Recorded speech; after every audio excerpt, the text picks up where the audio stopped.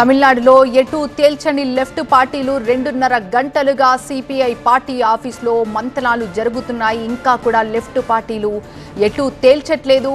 15 మంది సభ్యుల state level committee భేటీ అయింది. టీవీకేకి మద్దతు ఇచ్చే విషయంలో ఇప్పటివరకైతే ఇంకా ఎలాంటి క్లారిటీ రాలేదు.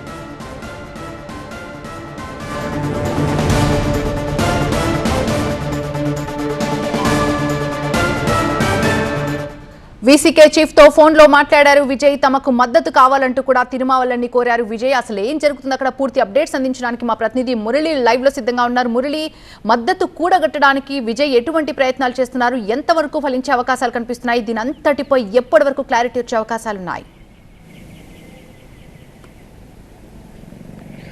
అంటే ఈ మొత్తం ఎపిసోడ్లో విజయ్ వీసీకే కమ్యూనిస్టుల సపోర్ట్తో ప్రభుత్వాన్ని ఏర్పాటు చేయాలన్నా, అలాగే అన్నాడీఎంకే చెప్తున్నటువంటి విధంగా ప్రస్తుతం జరుగుతున్నటువంటి ప్రచారం ఏదైతే ఉందో డిఎంకే మద్దతుతో కలిపి ప్రభుత్వాన్ని ఏర్పాటు చేయాలన్నా కూడా ఈ 3 పార్టీలు చాలా కీలకం. ఈ 3 పార్టీలు కలిపి 6 సభ్యులు, 6 ఎమ్మెల్యేలు ఉన్నారు. సో వీరు ఎవరికి మద్దతు ఇస్తే వారే ప్రభుత్వాన్ని ఏర్పాటు చేసేటువంటి పరిస్థితి. సో ఇటు విజయ్కి ప్రభుత్వం ఏర్పాటు చేయాలన్నా కూడా వీరి 6 మద్దతు అవసరం. ఒకవేళ విజయ్ సీఎం కాకుండా చేసి అన్నాడీఎంకే సీఎం స్థానంపై కన్నేసింది కాబట్టి సీఎం కావాలన్న ప్రభుత్వాన్ని ఏర్పాటు చేయాలన్నా ఈ 3 పార్టీలే కీలకం. అయితే ఇప్పటి వరకు కమ్యూనిస్టులు మాత్రమే సమావేశాలను ఏర్పాటు చేసుకుని చర్చిస్తూ ఉన్నారు.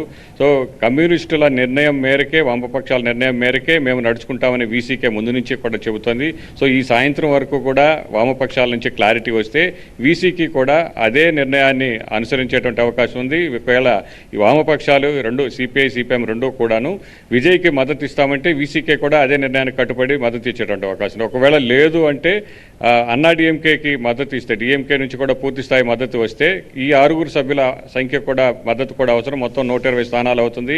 డిఎంకే ఏడీఎంకే కూటమి మొత్తం సభ్యుల సంఖ్య కలుపుకుంటే. సో అప్పుడు అందరూ కలిసి ఇక్కడ మద్దతు ఇచ్చి అన్నాడీఎంకేకి సపోర్ట్ ఇచ్చేటువంటి అవకాశం ఉందంటే మనకు తెలుస్తుంది. అయితే పిఎంకే అన్నాడీఎంకేలో కూటమిలో ఉంది ఆల్రెడీ. పిఎంకేకి వీసీకేకి ముందు నుంచి కూడా వైరం అనేది ఉంది. సో ఒకటేమో వీసీకే అనేది దళితుల పక్షాన్ని నిలబడేటువంటి పార్టీ.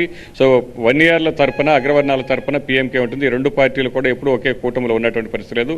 ఒకవేళ అన్నాడీఎంకేకి మద్దతుగా ఉండాల్సినటువంటి పరిస్థితి వస్తే ఈ ఇద్దరు కలిసేటువంటి అవకాశం లేదనేది ప్రస్తుతం జరుగుతున్నటువంటి చర్చ.